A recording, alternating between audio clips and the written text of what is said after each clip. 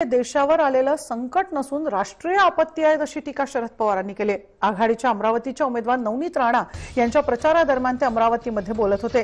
त्याचप्रमाणे मोदींनी आरबीआय मध्ये हस्तक्षेप केल्याने रघुराम राजन आणि उर्जित पटेल यांनी राजीनामा दिल्याची टीकाही शरद पवारांनी केली। मोदी हे हुकुमशाह सारखे वागतात, त्यामुळे जनता त्यांना योग्य उत्तर देईल असं वक्तव्य शरद पवार यांनी यावेळी केलं।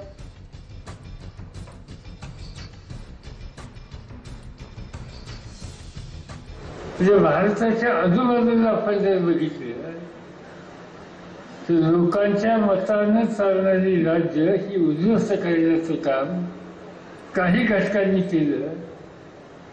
आणि असं असताना सुद्धा एवढी प्रचंड लोकसंख्या, अनेक भाषेचे लोक, अनेक राज्याचे लोक, अनेक धर्माचे लोक, ही विविधता असताना सुद्धा भारतामध्ये लोकशाही टिकलेली आहे। यामुळे भारताच्या निवडणुकीकडे जगाचं लक्ष असतं। आणि या वेळेला इतर वर्षांच्या पेक्षा इथल्या निवडणुकीकडे अधिक लक्ष आहे। आणि त्याचं कारण एक व्यक्ती, आणि त्या व्यक्तीचं नाव आहे नरेंद्र मोदी।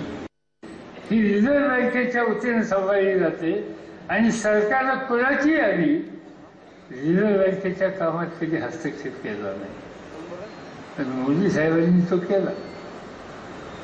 रिझर्व्ह बँकेचे गव्हर्नर होते राजारामन, त्याचा कालावधी संपला, ते परत गेले अमेरिकेला। गुजरातमधले ते ग्रस्त, त्याचं नाव उर्मित पटेल, त्या पटेल साहेबांची नियुक्ती केली म्हणून आपल्या नरेंद्र मोदींनी गव्हर्नर म्हणून। पटेल साहेबांनी 6 महिन्याच्या आत राजीनामा दिला आणि ते निघून गेले बाहेर।